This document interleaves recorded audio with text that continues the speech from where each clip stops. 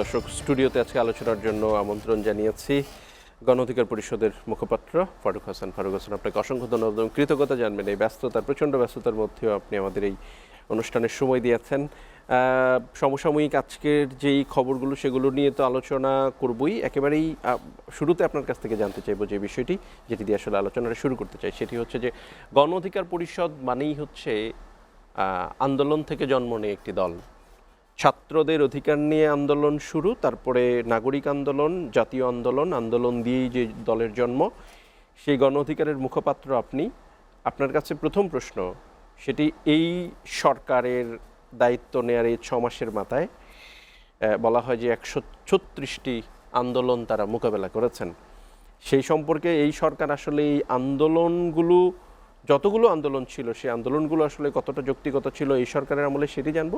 আপনার কাছ থেকে যেটি বড় সড় আকারে জানতে চাইব, তিতুমির কলেজে বিশ্ববিদ্যালয়ে রূপান্তরের আন্দোলন চলছে, আপনি হয়তো দেখেও এসছেন। আজকে 7 কলেজ আন্দোলন করেছে। আন্দোলনে এখন 7 কলেজ অভিভাবক শূন্য। ঢাকা বিশ্ববিদ্যালয়ের সাথে তাদের সেপারেশন হয়েছে, পিসফুল সেপারেশন বা পিসফুল ডিভোর্স হয়েছে, কিন্তু তাদের কর্তৃপক্ষ এখনও ঠিক হয়নি। এই আন্দোলনগুলো আসলে প্রথম কথা যে কতটা যৌক্তিক আর এই সরকারের আমলে, দ্বিতীয়ত যে প্রশ্নটি আপনার কাছে, যে এই আন্দোলনগুলো সরকারের মূল যে লক্ষ্য নির্বাচন এবং সংস্কার সেটিকে কতটা বাধাগ্রস্ত করছে। ধন্যবাদ আপনাকে।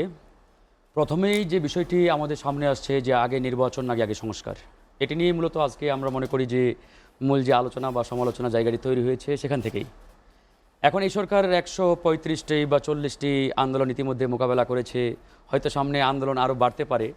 তারা আসলে কতটা দক্ষতার সহিত এই আন্দোলনগুলো মোকাবেলা করতে পারবে বলে এটাও একটা বড় প্রশ্নের বিষয়। এখন দেখুন সামনে আরও আন্দোলন আসবে কেন?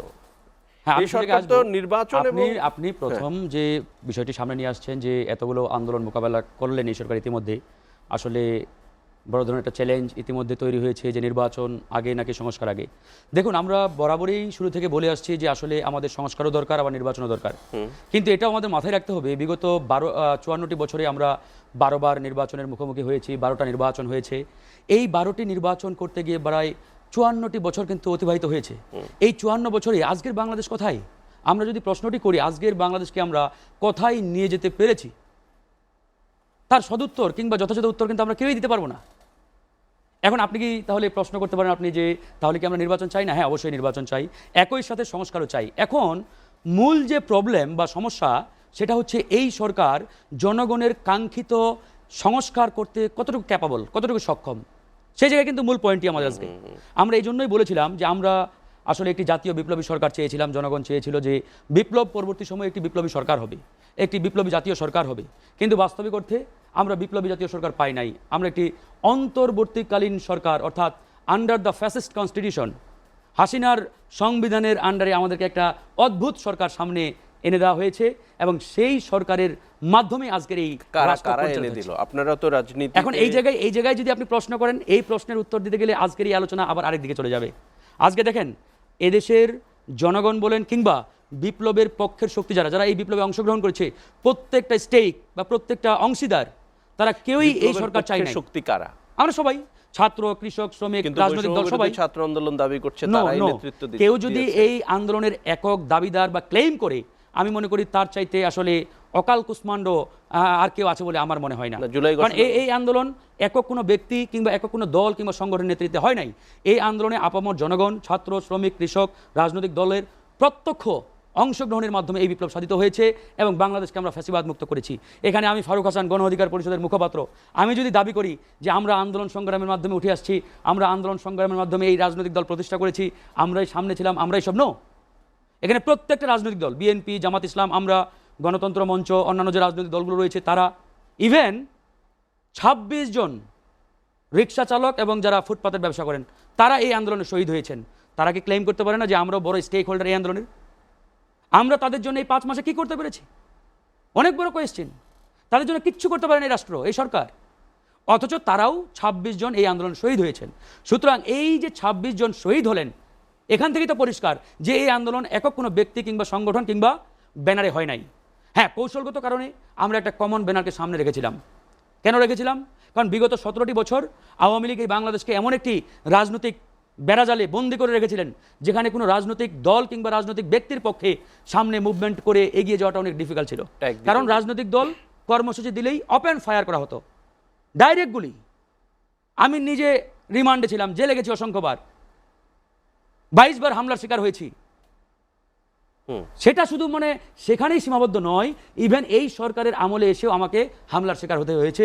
আপনারা জানেন যে কিছু ওই 15-20 দিন আগে কেন্দ্রীয় শহীদ মিনার, আমার এই যে কপালে এখনো দাগ। যাই হোক, সেদিকে আমরা যেতে চাই না। আমাদের এখন প্রশ্নটি হচ্ছে এই সরকার আসলে জনগণের কাঙ্ক্ষিত যে সংস্কার, এই সংস্কার করতে একবারেই ব্যর্থতার পরিচয় দিচ্ছেন। সেই জায়গা থেকে আমরা বলতে চাই, এই সরকার যদি জনগণের কাঙ্ক্ষিত সংস্কার করতে চায় তাহলে অবশ্যই তাদেরকে তাদের যে চরিত্র, অর্থাৎ এই যে অন্তর্বর্তীকালীন যে নামটি রয়েছে, এই নাম থেকে বেরিয়ে এসে তাদেরকে একটি জাতীয় সরকারে রূপান্তর করতে হবে। যদি তারা একটি জাতীয় সরকারে রূপান্তর ঘটাতে পারে, প্রত্যেকটা স্টেক থেকে জনপ্রতিনিধি নিয়ে তারা এই সরকার নতুন করে ফরমেশন করতে পারে বা পুনর্গঠন করতে পারে, তাহলে আমি মনে করি যে জনগণের কাঙ্ক্ষিত যে সংস্কার সেটা হয়তো তারা কিছুটা হলেও বিনির্মাণ করতে পারবে বা করতে পারবে। এই সরকারকে যদি জাতীয় সরকারে রূপান্তর করার উদ্যোগ নেওয়া হয়, সেটা কি বড় রাজনৈতিক দলগুলো মানবে বলে মনে হয় আপনার? না, তারা তো উদ্যোগটা নিয়ে দেখতে পারে, যদি না মানে তখন সে বিষয়ে আলোচনা করা যাবে। এখানে হয়তো কোনো বড় রাজনৈতিক দল তারা হয়তো এই মুহূর্তে চায় না বা চাচ্ছে না, কিন্তু আপনাকে তো সেই সুযোগটা দিতে হবে। এখন যে সেটআপটা আছে যে যদি অল্প সংস্কার চায় তাহলে ডিসেম্বরের নির্বাচন, একটু বেশি সংস্কার চাইলে 26-এর জুনে নির্বাচন, এই সেটআপটাই ঠিক আছে না? এখন যদি আবার নতুন করে জাতীয় সরকারের, দেখুন এটা একটা ভেগ একটা আলোচনা। এই যে গতকালকেও আমি দেখলাম যে প্রধান উপদেষ্টার প্রেস সচিব তিনি বলেছেন যে অল্প সংস্কার চাইলে ডিসেম্বরের মধ্যে নির্বাচন, আর একটু বেশি সংস্কার চাইলে আগামী বছরের মাঝামাঝি জুন। এখন আমি যদি ওনাকে প্রশ্ন করি, এই যে আপনি অল্প সংস্কারের কথা বলছেন, এই আসলে অল্প সংস্কারটা কি? আমরা মাননীয় প্রধান উপদেষ্টাকে বারবার বলেছি, এখন পর্যন্ত ওনার সাথে আমাদের বোধহয় 4 থেকে 5 বার বৈঠক হয়েছে। প্রত্যেকটা বৈঠকে একটা কথাই আমরা বলেছি, আপনি আসলে কি কি সংস্কার করতে চান তার একটা পরিপূর্ণ রোডম্যাপ জনগণের সামনে উপস্থাপন করেন। আমরা চ্যালেঞ্জ দিয়ে বলতে পারি যে এই সরকার যদি বলতো ক্ষমতায় আসার পরপরই যে আমরা আগামী 3 বছর ক্ষমতায় থাকতে চাই এবং এই 3 বছরে বাংলাদেশ নামক রাষ্ট্রটিকে অমুক জায়গায় নিয়ে যেতে চাই, জনগণ তাদের পক্ষে থাকতো এবং বলতো যে আমরা এটাই চাই। কিন্তু তারা অ্যাকচুয়ালি সেরকম কোনো পরিপূর্ণ রোডম্যাপ দিতে পারে নাই। তারা ধোঁয়াশাপূর্ণ এরকম উদ্ভট বক্তব্য দেয়, এরকম একটা মানে যেটার কোনো আগামাথা নেই, এরকম কথা বলে ছোট সংস্কার, বড় সংস্কার। রোডম্যাপ দিবেই বা কিভাবে? রাজনৈতিক দলগুলো এই 5 আগস্টের পরেই তো রাজনৈতিক দলগুলো দাবি করলো, প্রথমে দাবি করলো 3 মাস, তারপরে বললো দ্রুত নির্বাচন। 3 মাস 3 বছর বললে কি সেটি রাজনৈতিক দলগুলো মেনে নিত? দেখুন, রাজনৈতিক দলগুলোর কাজ কি? সে রাজনীতি করবে, জনগণের জন্য অধিকার আদায়ে আন্দোলন করবে, নির্বাচনের মাধ্যমে সরকার গঠন করবে। রাজনৈতিক দলের কাজই তো এটা, জনসেবা করবে। এখন রাজনৈতিক দল তারা কি দাবি করবে? তাদের তো কাজেই নির্বাচন যত দ্রুত হবে তাদের জন্য ভালো। এই জায়গায় আপনি একবারে ধরেন যে রাজনৈতিক দলগুলোকে কটাক্ষ করবেন, হেয় করবেন, ছোট করবেন বা তাদের এই দাবিকে আপনি মনে করেন যে রাষ্ট্র বিরোধী বা সরকার বিরোধী বলে দেখার চেষ্টা করবেন, এটা কাম্য নয়। রাজনৈতিক দলের কাজই রাজনীতি করা, আর রাজনীতির অন্যতম একটা এলিমেন্ট হচ্ছে নির্বাচন। সুতরাং রাজনৈতিক দলগুলো নির্বাচনে ক্লেম করবেই, দাবি করবেই। সুতরাং আপনি রাজনৈতিক দলগুলোর এই দাবিকে কতটুকু মানে সুচারুরূপে হ্যান্ডেল করতে পারছেন সেটা আপনার বিচক্ষণতা, দক্ষতা। কিন্তু আমরা দেখতে পেলাম না এই 5 মাসে বর্তমানে অন্তর্বর্তীকালীন সরকার এই রাজনৈতিক দলগুলোর দাবিগুলোকে সঠিকভাবে হ্যান্ডেল করতে পারছে। বরং তারা রাজনৈতিক দলগুলোর এই দাবিগুলোকে ভিন্নভাবে, নেতিবাচকভাবে জনগণের সামনে কিংবা মিডিয়ার সামনে উপস্থাপন করার চেষ্টা করছে, যেটা আসলে একবারেই অনাকাঙ্ক্ষিত। এখন আরেকটি বিষয় এখানে সামনে আসছে যে রাজনৈতিক দলগুলো কি আসলে একবারে সরকারকে তাদের মন থেকে উইলিংলি কতটা সাপোর্ট করছে? হ্যাঁ, এই জায়গায় যথেষ্ট সাপোর্ট কিংবা সমর্থনের ঘাটতি রয়েছে। আমরাও এটা বলছি যে আমাদের জায়গা থেকে এই সরকারকে যতটুকু সমর্থন, সাপোর্ট কিংবা তাদের পাশে থাকা দরকার, আসলে আমরা পরিপূর্ণভাবে এই সরকারের পক্ষে কিংবা তাদের পাশে ততটুকু সাপোর্ট দিতে পারছি না। কেন পারছি না? তার পিছনেও কারণ রয়েছে। কারণ এই সরকারের উপদেষ্টা পরিষদের 95% অ্যাডভাইজার যারা রয়েছেন এরা একবারই অনভিজ্ঞ।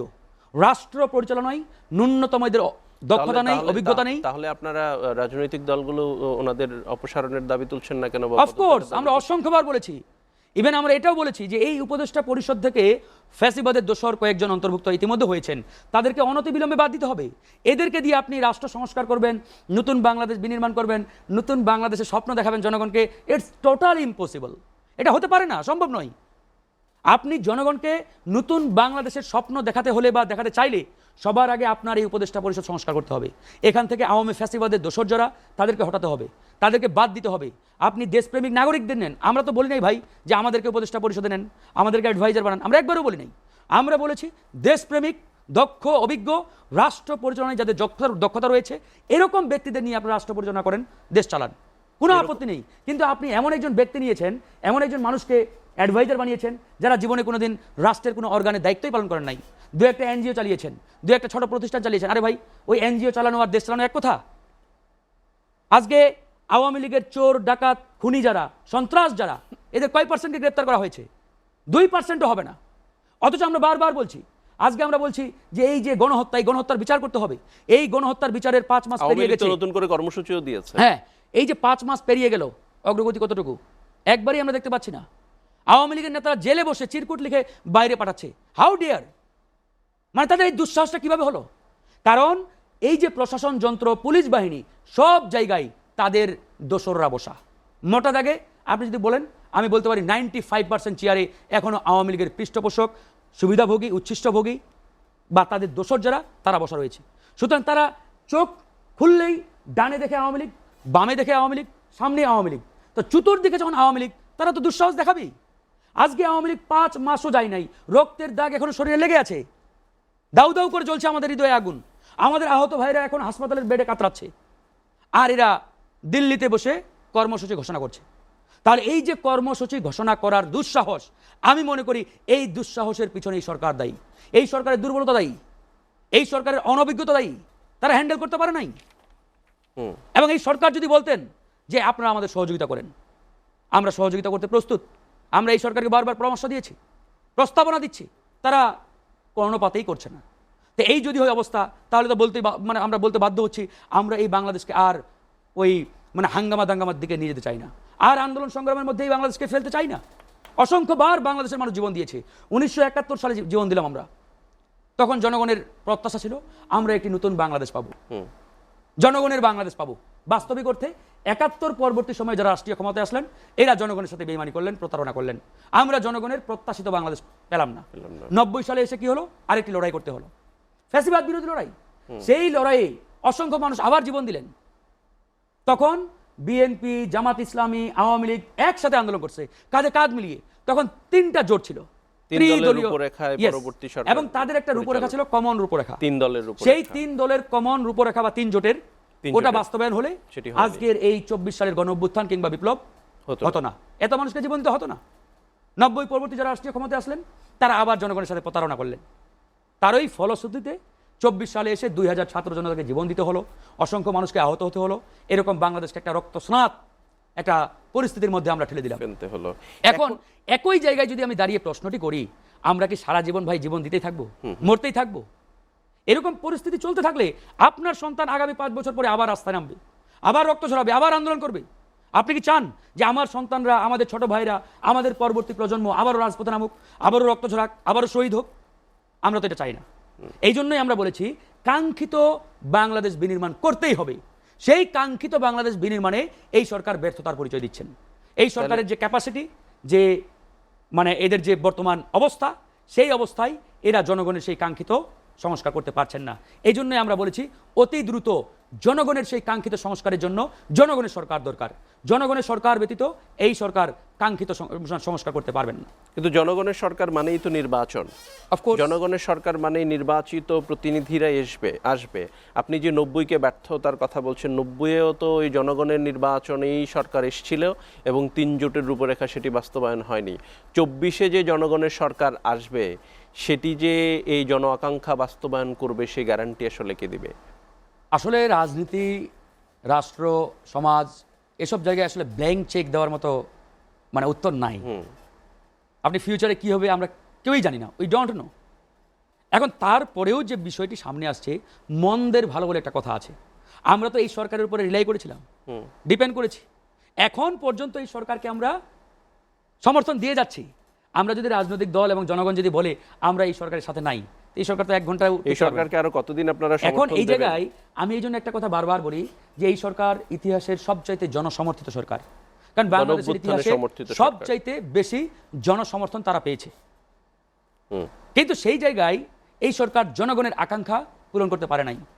কেন পারে নাই, সেই কেনর উত্তর দিতে গেলে আজকের এই আলোচনা আরেক দিকে যাবে, সেটা হয়তো পরবর্তীতে আমরা আলোচনা করতে পারি। এই জন্যই আমরা বারবার বলছি, সুযোগ ছিল, সম্ভাবনা ছিল, কিন্তু তারা সেই সুযোগ সম্ভাবনাকে পরিপূর্ণ সুচারুরূপে কাজে লাগাতে পারে নাই, ব্যর্থতায় পরিচয় দিচ্ছেন, বারবার ব্যর্থতার পরিচয় দিচ্ছেন। সেই জায়গা থেকে আমরা আসলে বলছি যে আসলে এখন নির্বাচনের মাধ্যমে একটি নির্বাচিত সরকার আসলে আপনি নির্বাচিত সরকারকে প্রশ্ন করতে পারবেন, তার মানে তাকে আপনি বিচারের কাঠগড়ায় দাঁড় করাতে পারবেন, কিন্তু বর্তমানে এই সরকারকে সেইভাবে বিচারের কাঠগড়ায় দাঁড় করানোর সম্ভাবনা বা সুযোগ খুব একটা নেই। যখন আপনি ভোট দিয়ে একজন নির্বাচিত সরকার বানাবেন, তখন কিন্তু আপনি তাকে বিচারের কাঠগড়ায় দাঁড় করাতে পারবেন যে আপনি তো এই ইস্তিহার দিয়েছিলেন, এই কথা বলেছিলেন, এই ঘোষণা দিয়েছিলেন, আসলে কতটুকু বাস্তবায়ন করেছেন, জবাব দেন। কিন্তু এই সরকারের কাছে সেই জবাবদিহিতা চাওয়ার যে বিষয়টি, সেটা সুযোগ কতটুকু আছে, সেটা আপনি সবাই জানি। আপনার বক্তব্য থেকে যদি আমি প্রশ্নটা করি, আপনি বলছেন প্রশাসন, পুলিশ, প্রত্যেকটা জায়গায় আওয়ামী লীগের যারা আছে তারাই আসছে 95%। আপনার রেশিও অনুযায়ী সেটি যদি হয়, তাহলে একটি প্রত্যাশিত, কাঙ্ক্ষিত, অবাধ, নিরপেক্ষ নির্বাচন অনুষ্ঠান কতটা সম্ভব? এটা নিয়ে আসলে অবশ্যই আমাদের আশঙ্কা রয়েছে, তারপরেও আমাদের সামনে আগাতে হবে। এখন যে অবস্থায় চলতেছে, এই অবস্থা কন্টিনিউ হলে বাংলাদেশ আরও বড় ধরনের ঝুঁকির মধ্যে পড়বে এবং সামনে বড় ধরনের বিপদ আমি মনে করি অপেক্ষা করছে। এখন আপনি জেনে বুঝে একটা বিপদের দিকে বাংলাদেশকে ঠেলে দিতে চান, নাকি একটা নির্বাচনী প্রক্রিয়ার মাধ্যমে বাংলাদেশকে একটা নির্বাচিত সরকারের হাতে রাষ্ট্র পরিচালনার দায়িত্ব দিতে চান, সেই বিষয়ে কিন্তু একটা শুরু হওয়া দরকার। হ্যাঁ, আপনি যেটি বলেছেন যে পুলিশ প্রশাসনে এখনও আওয়ামী দোসররা বসা একবারে 90%-এর উপরে, আমি নিজেই বলেছিলেন যে 95%। তারপরেও আমি মনে করি একটা অবাধ সুষ্ঠু নির্বাচন সম্ভব, কারণ এখন যারা পুলিশ কিংবা প্রশাসনে রয়েছে তারা আওয়ামী দোসর হলেও তারা চাইলেও আওয়ামী লীগের পক্ষে কাজ করতে পারবে না, বিকজ আগামী নির্বাচনে জনগণ আওয়ামী লীগকে কোনোভাবে অংশগ্রহণ করতে দেবে না, কোনোভাবেই না। আওয়ামী লীগ যদি নির্বাচন করার দুঃসাহস দেখায় বা মাঠে নামার চেষ্টা করে, জনগণ প্রতিহত করবে। কিন্তু ইলেকশন কমিশনের পক্ষ থেকে বলা হয়েছে নিবন্ধিত সকল রাজনৈতিক দলই নির্বাচন করতে পারবে। এখনো পর্যন্ত আওয়ামী লীগ নিবন্ধিত রাজনৈতিক দল। কথা ট্রু। সেই জায়গা থেকে আপনি আমরা রাজনৈতিক দলগুলো বারবার বলেছি যে আওয়ামী লীগের নিবন্ধন বাতিল করতে হবে। যদি আমরা চেয়েছিলাম আওয়ামী লীগের নিষিদ্ধের বিষয়টি একটা সুরাহা করার জন্য। যাই হোক, এখানে কোনো রাজনৈতিক দল কিংবা রাষ্ট্রযন্ত্রে যারা আছেন বা সরকারে যারা আছেন তারাও হয়তো এই বিষয়ে খুব একটা আগ্রহী না বলে আমাদের কাছে প্রতীয়মান হয়েছে।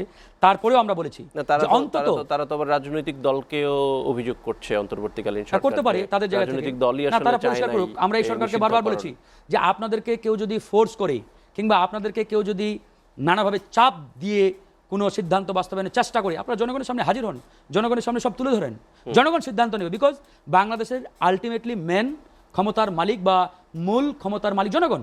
জনগণকে সিদ্ধান্ত নিতে দেন। কিন্তু আপনারা যদি নিজেদের কথা নিজেদের ভিতরে রাখেন, সব কিছু একটা ধোঁয়াশার মতো পরিস্থিতি তৈরি করেন, তাহলে জনগণ তো সিদ্ধান্ত নিতে পারবে না ভাই।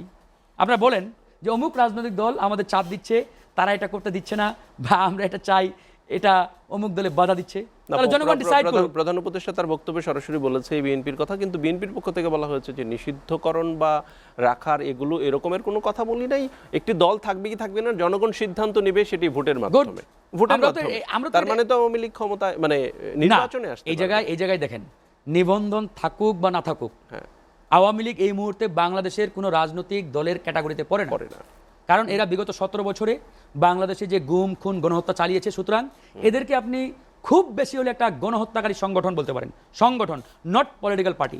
বিকজ একটা পলিটিক্যাল পার্টির যে নেচার, যে ক্যারেক্টার থাকা দরকার, আওয়ামী লীগ বিগত 15 বছরে তার প্রত্যেকটি চরিত্র হারিয়েছে। সুতরাং সেই হারিয়ে যাওয়া চরিত্রের ফলে আওয়ামী লীগকে আপনি যদি মনে করে থাকেন যে এটা একটা রাজনৈতিক দল, এটা আসলে সঠিক হবে বলে মনে হয় না। এখন ধরেন আমি একটা মানুষের বৈশিষ্ট্য কি, একটা মাথা থাকবে, হাত থাকবে, পা থাকবে, একটা সুন্দর অবয়ব থাকবে ইত্যাদি। এখন এই মানুষটিকে যদি হাত পা কেটে তার চামড়াও তুলে নেওয়া হয়, আপনি কিন্তু এটাকে মানুষ বলবেন না, খুব বেশি হলে কি বলবেন, যেটা একটা মরা লাশ, মৃত লাশ। এই তো আওয়ামী লীগের বর্তমান ক্যারেক্টারটা সেরকম।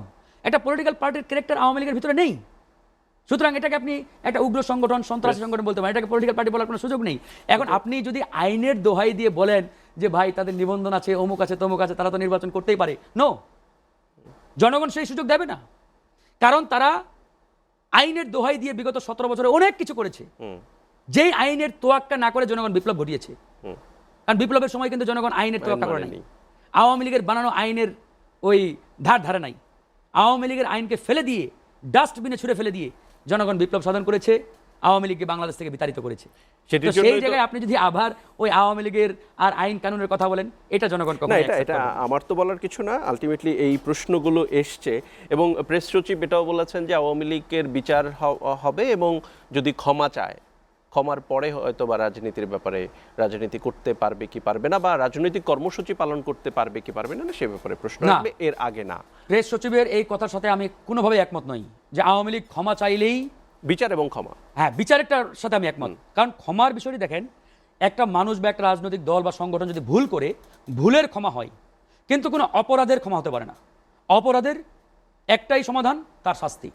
বিকজ আওয়ামী লীগ 15-16 বছরে যা করেছে এটা ভুল নয়, এটা পরিষ্কারভাবে ক্রিমিনাল অফেন্স, ক্রিমিনাল ক্রাইম।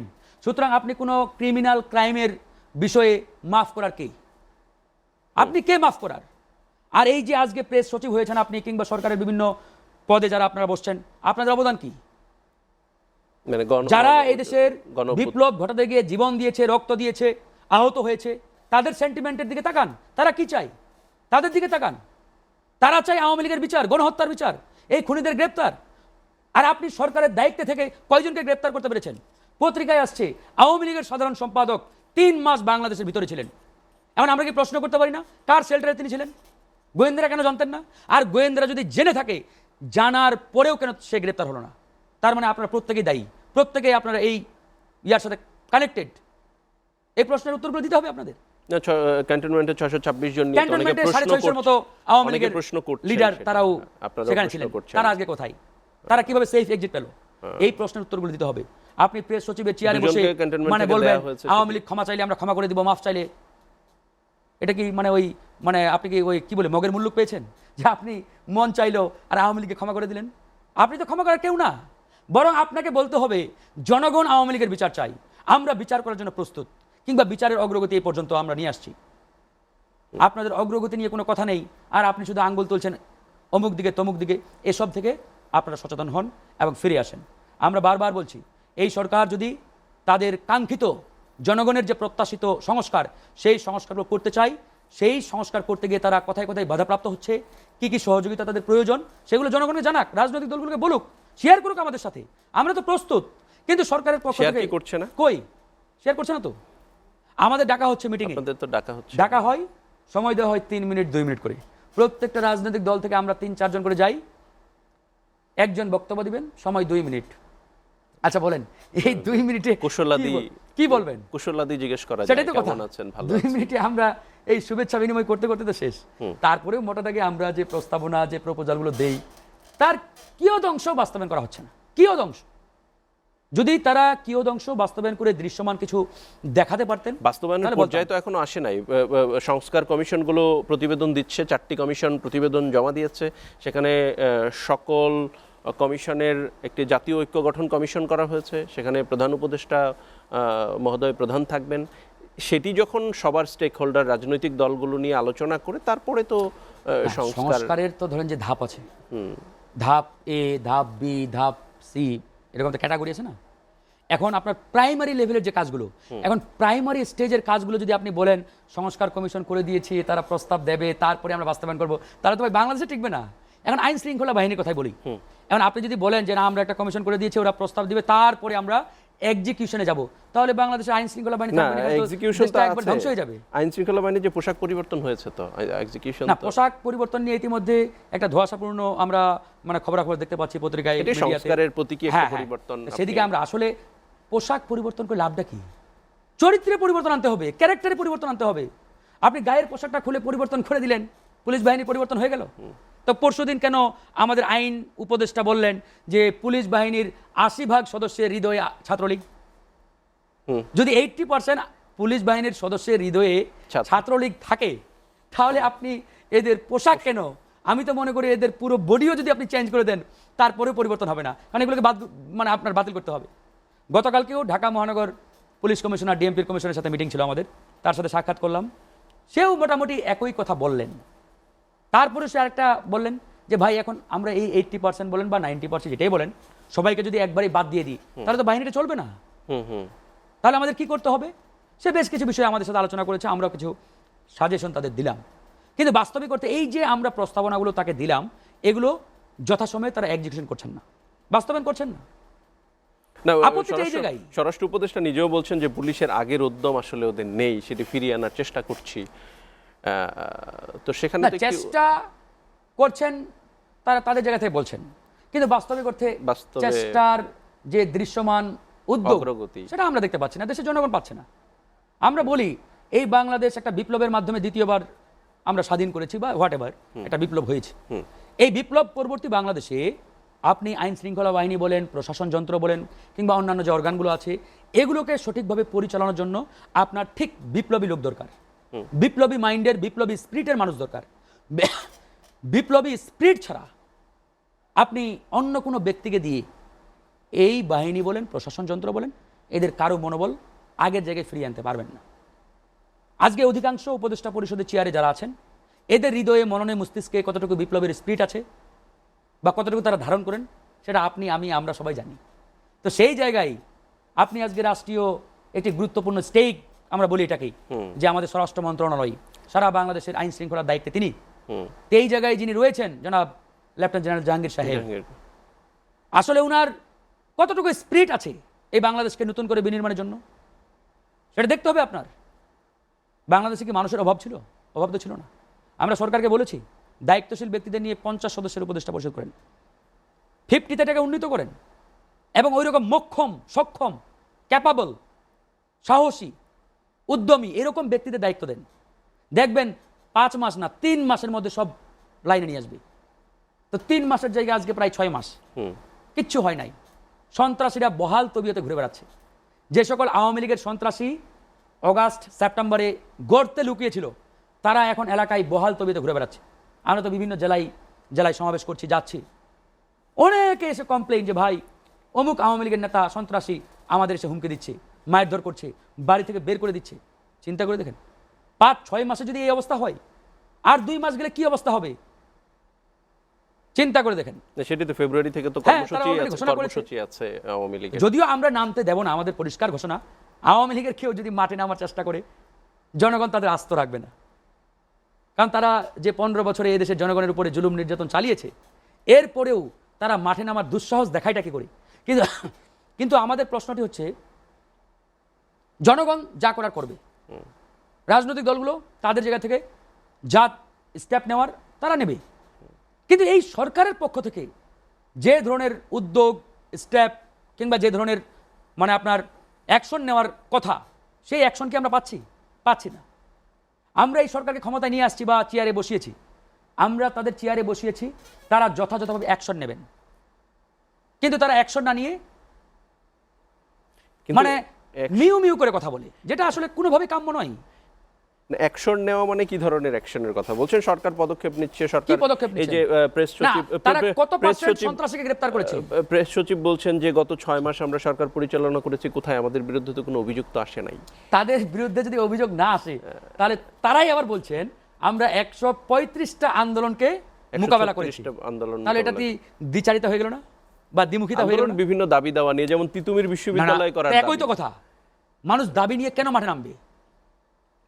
মানুষ তখনই দাবি নিয়ে মাঠে নামে যখন আপনি সেই দাবি বাস্তবায়ন করেন না বা ব্যর্থতার পরিচয় দিচ্ছেন, তখনই তো মাঠে নামছে। সব দাবি কি বাস্তবায়ন করা যায়? সব দাবি বাস্তবায়ন হবে এটা তো আমরা এই কেউ বলি নাই। সরকার কি আসলে দাবি পূরণের সরকার? কি আসলে সরকার তো নির্বাচন এবং এখন কথা হচ্ছে, বিগত 15-16 বছরে যে সকল ইনজাস্টিস হয়েছে, অন্যায় হয়েছে, অবিচার হয়েছে, সেই অবিচার যাতে আগামীতে না হয়, একই জায়গায় মানুষ যাতে ন্যায় বিচার পায়, এটা তো আপনাকে নিশ্চিত করতে হবে। আমাদের এই আন্দোলনের মূল উদ্দেশ্য কি? জাস্টিস প্রতিষ্ঠা করা, ন্যায় বিচার প্রতিষ্ঠা করা।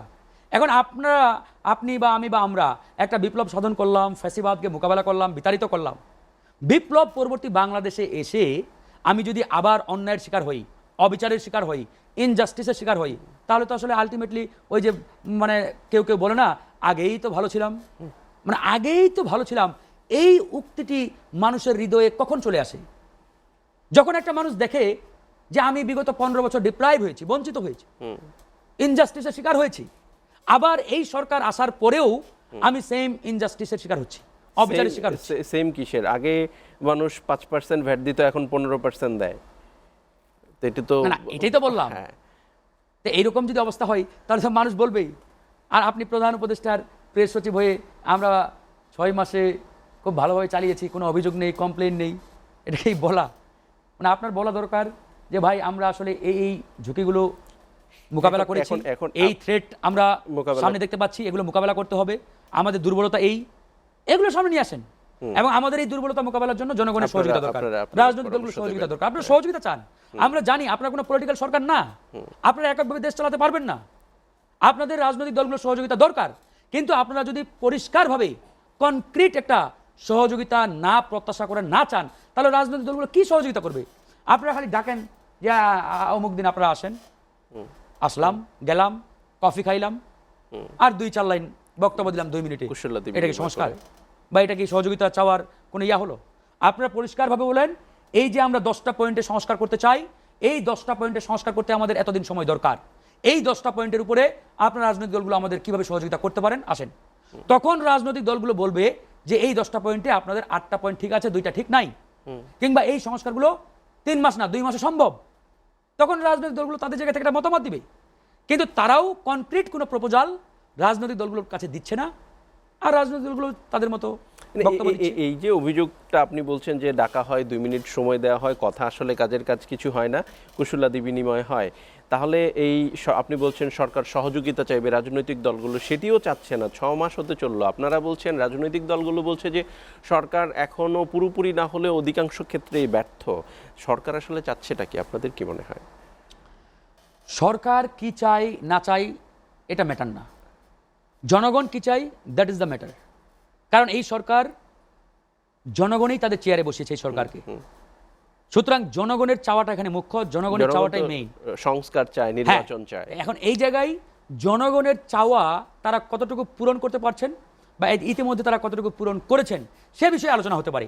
এই সরকার কি চাইলো না চাইলো এটা নিয়ে আমাদের হেডেক নেই, কারণ এই সরকার কি চাইলো বা না চাইলো এটার জন্য এদেরকে চেয়ারে আমরা বসাই নাই।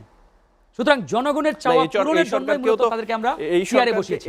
সেই জায়গা থেকে আমাদের পরিষ্কার বক্তব্য, জনগণের চাওয়া আপনারা কতটুকু পূরণ করতে পেরেছেন কিংবা পূরণ করতে গিয়ে কতটুকু বাধার সম্মুখীন হচ্ছেন, কে কে বাধা দিচ্ছে ইত্যাদি বিষয়ে আপনারা আলোচনা করতে পারেন। মানে এই সরকারের জনগণের চাওয়াটাই তো এই সরকারের চাওয়া হওয়া উচিত না? হ্যাঁ অবশ্যই, অফকোর্স। সেটি যদি হয়, আপনারা বলছেন যে এখনো পর্যন্ত রাজনৈতিক দলগুলোর কাছে সেরকমের সংস্কার প্রস্তাব আসেনি না 6 মাসে, তাহলে জনগণের চাওয়াটা কি আসলে অন্তর্বর্তীকালীন সরকার চায় বলে মনে হয়? না, কার্যতভাবে তো আমরা আসলে বলতে বাধ্য হচ্ছি এখন আসলেই জনগণের সেই চাওয়া কিংবা জনগণের সেই প্রত্যাশিত যে ডিমান্ড এটা তো আসলেই সরকারের মধ্যে প্রতিফলিত হচ্ছে না।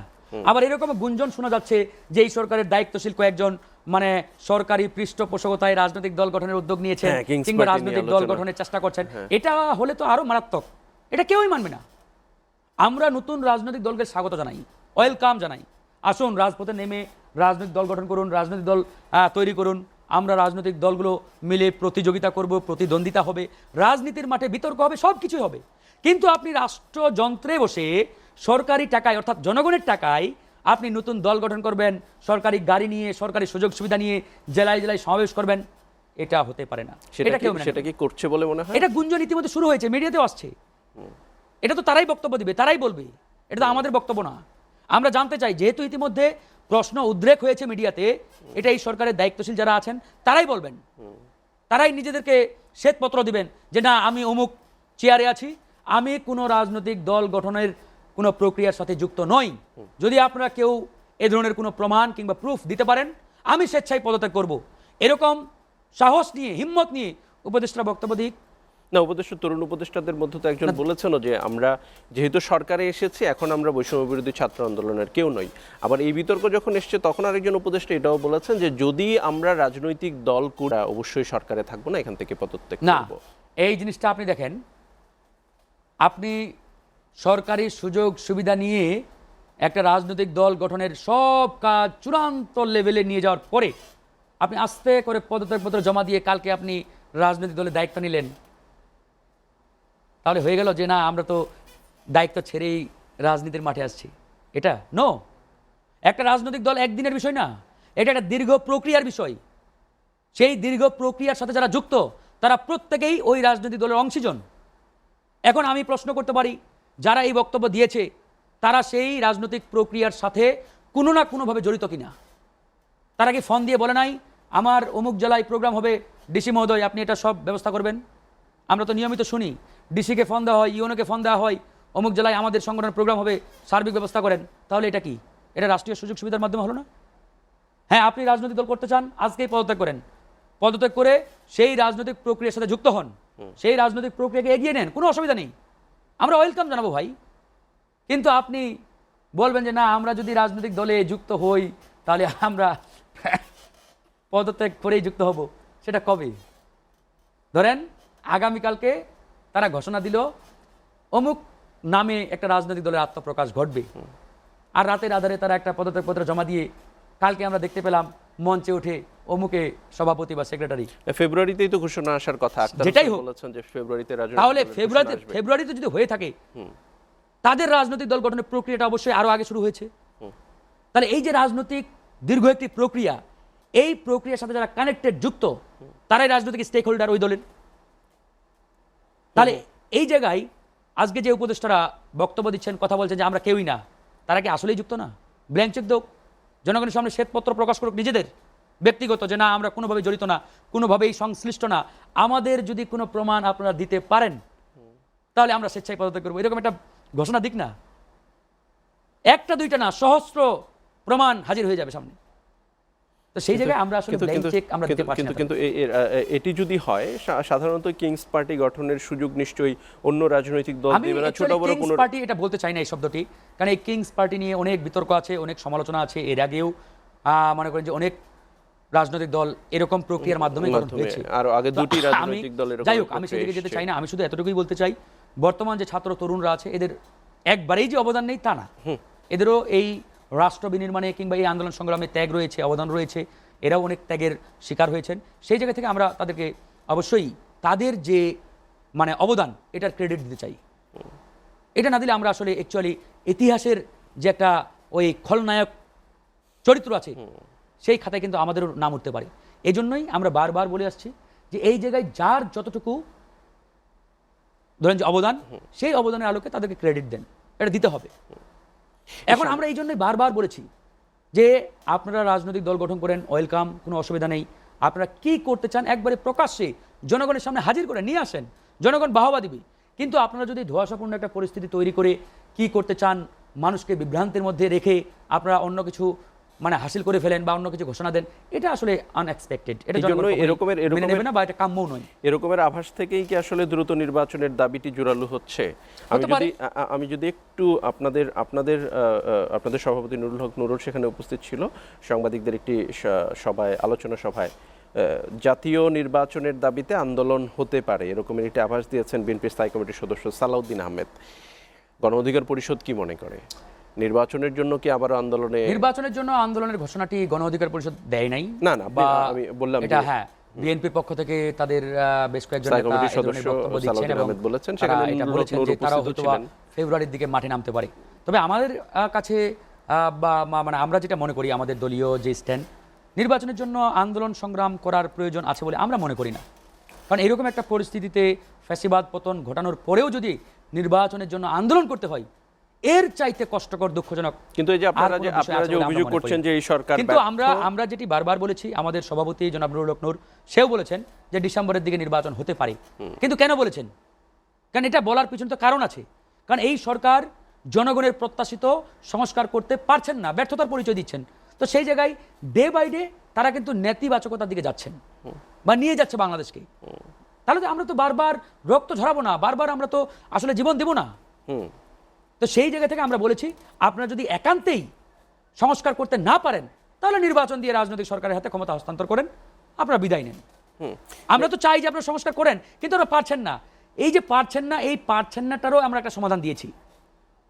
আমরা বারবার বলছি আমরা সংস্কার চাই, নির্বাচনও চাই, এবং এই সংস্কার নির্বাচন করার জন্য আপনাদের যে দুর্বলতা, এই দুর্বলতা স্পষ্ট। এই দুর্বলতা কাটিয়ে ওঠার জন্য সেই সমাধান আমরা দিয়েছি, কিন্তু আপনারা সেই সমাধান নিচ্ছেন না।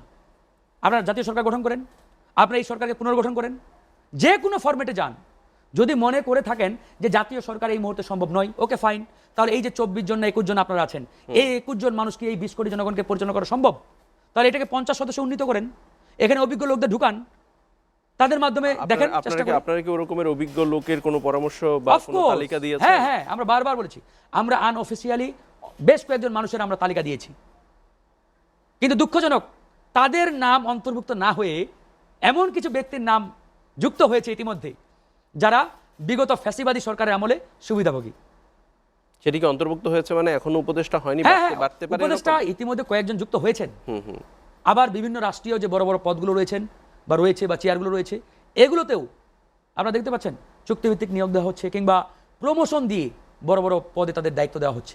এবং তারা কারা, খোঁজ নিয়ে দেখলে দেখা যাবে যে তারা আওয়ামী আমলে সুবিধাভোগী কিংবা কোনো না কোনোভাবে তাদের সাথে কানেক্টেড ছিলেন এরকম ব্যক্তিরা। এই যদি হয় অবস্থা, তাহলে আপনারা কিভাবে সংস্কার করবেন?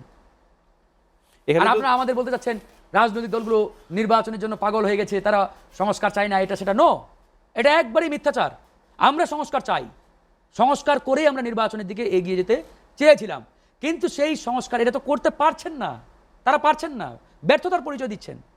তো আপনি যদি না পারেন, তাহলে কি আমরা পুরো বাংলাদেশকে আবার বিপদের দিকে ঠেলে দেবো? 20 কোটি জনগণকে আবার একটা অন্ধকার গহ্বরে আমরা যেতে দেবো বা ফেলতে দেবো? নো, এটা হতে পারে না। এই জন্যই আমরা বলেছি যে আপনারা না পারলে নির্বাচন দিয়ে আপনারা বিদায় নেন, সসম্মানে বিদায় নেন। আপনি আরেকটি প্রশ্ন করেছিলেন যে ছাত্রদের যে আন্দোলন, বিশেষ করে 7 কলেজ এবং তিতুমির, এই জায়গায় দেখেন তখন আমরা খুব সম্ভবত ডাকসুর ইলেকশন চলতেছিল এরকম বোধহয় সময়। আমি তখন ডাকসুর ইলেকশনে এজিএস পদপ্রার্থী,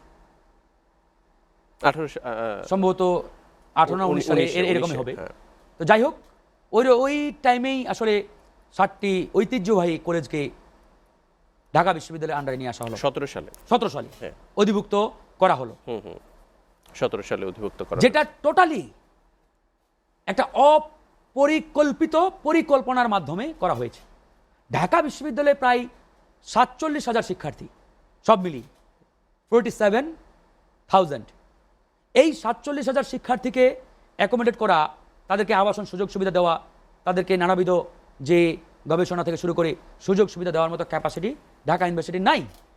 যেখানে তারা তাদের নিজেদের শিক্ষার্থীদের সুযোগ সুবিধা দিতে ব্যর্থ, সেখানে আপনি আরও কি করলেন? প্রায় 1.5 লক্ষ শিক্ষার্থীর প্রতিষ্ঠান, ঢাকার ঐতিহ্যবাহী 7টি কলেজ, এদেরকে আপনি অন্তর্ভুক্ত করলেন বা অধিভুক্ত করলেন। কেন করলেন? কারণ আমরা জানি ওই সময় ছাত্রলীগকে সুযোগ সুবিধা দেওয়ার জন্য, তাদেরকে উপরি ইনকামের জন্য কিংবা ওই দুর্নীতি করার সুযোগ তৈরি করে দেওয়ার জন্য তৎকালীন ভাইস চ্যান্সেলর তিনি এই কাজটি করেছেন।